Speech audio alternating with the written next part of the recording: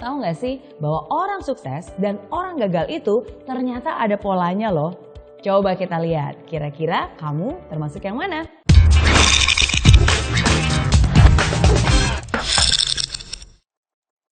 Apakah kamu ingin sukses? Pastilah, siapa juga yang nggak pengen sukses? Sukses dalam karir, sukses dalam pendidikan, sukses dalam hubungan, sukses dalam bisnis, sukses dalam segala hal. Walaupun definisi sukses tiap orang pasti berbeda-beda. Namun tahu nggak sih bahwa orang sukses dan orang gagal itu ternyata ada polanya loh. Coba kita lihat, kira-kira kamu termasuk yang mana? Yang pertama, orang sukses selalu mencari bagian dari jawaban. Dia itu bagian dari solusi masalah. Pikirannya kreatif, pikirannya unik, dan selalu cari cara, selalu cari jalan. Sedangkan orang gagal jangankan mencari solusi masalah, justru biasanya dialah yang menjadi bagian dari penyebab masalah.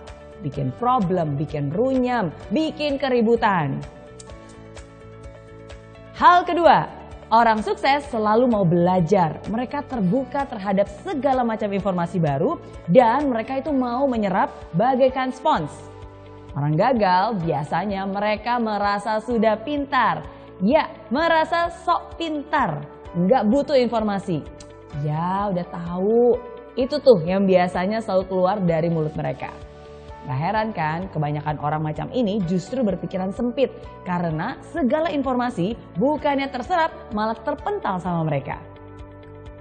Hal ketiga, orang sukses selalu melihat atau menemukan peluang di setiap masalah. Mau seburuk apapun, pasti ada hal baik yang bisa diambil. Bahkan di kondisi jelek pun tetap aja ada hal positif yang bisa ditemukan. Nah, orang gagal biasanya hanya melihat masalah di setiap peluang. Bahkan hal yang sudah baik-baik aja nih bisa dicari-cari terus kesalahannya. Bisa dikorek-korek terus negatifnya. Hal keempat, orang sukses membuat komitmen dan dia akan berusaha semaksimal mungkin untuk menghidupi komitmennya. Dan omongannya bisa dipercaya. Sedangkan orang gagal hanya akan membuat janji-janji palsu, pengharapan palsu yang mereka tidak akan pernah menepatinya. Hal kelima, orang sukses selalu proaktif mencari peluang untuk melakukan sesuatu yang bermanfaat. Kalau dikasih tanggung jawab lebih dan pekerjaan yang lebih besar, pasti dia akan senang dan melakukannya dengan sepenuh hati. Sedangkan orang gagal hanya akan melempar tanggung jawab atau menghindar dari pekerjaan yang besar. Jangan deh, ntar kerjaan nambah. Aduh, jangan deh, ntar waktu lemburnya nambah, ntar stresnya yang nambah. Itu komentar orang-orang gagal. Hal keenam, orang sukses suka membantu orang lain. Dia nggak takut kompetisi. Bersama-sama mereka bisa raih kemenangan. Karena orang sukses yakin bahwa kesuksesan itu bisa dicapai dengan lebih mudah bila dilakukan bersama-sama. Saling bantu-membantu untuk bisa meraih impian yang dicita-citakan. Sedangkan orang gagal nih cenderung meraih kemenangan dengan cara menjatuhkan orang lain. Hal yang dipikirkannya adalah, gimana ya caranya menang supaya saya bisa ngalahin orang itu? Gimana caranya supaya saya bisa naik setinggi-tingginya sedangkan orang itu bisa jatuh terinjak-injak? Dan lebih parah lagi nih, orang gagal itu selalu senang lihat orang lain susah dan susah lihat orang lain senang. Hal ketujuh, orang sukses kalau salah ya ngaku. Dia akan memperbaiki diri, dia akan rendah hati dan mau belajar lagi. Orang gagal boro-boro terima kritikan. Orang udah jelas-jelas salah aja pasti nggak mau ngaku. Biasanya hanya menyalahkan orang lain. Kenapa belum sukses? Bukan salah saya, salah bosnya, salah anak buahnya, salah istrinya, salah tetangganya, semua salah.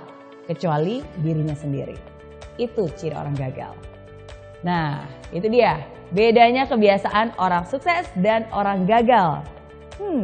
Kalau kamu kira-kira termasuk yang mana nih? Kalau kamu telah memilih mental seperti orang sukses, bagus. Pertahankan itu dan bahkan tingkatkan. Tapi kalau kamu lebih banyak memiliki mental seperti orang gagal, tunggu dulu, jangan berkecil hati dulu. Nggak ada kata terlambat kok. Justru sekarang ini adalah kesempatan untuk kamu bisa berusaha mengubah kebiasaan-kebiasaan lama yang tidak baik menjadi kebiasaan baru yang lebih membangun. Nggak ada kata terlambat, asalkan kamu punya niat. Oke?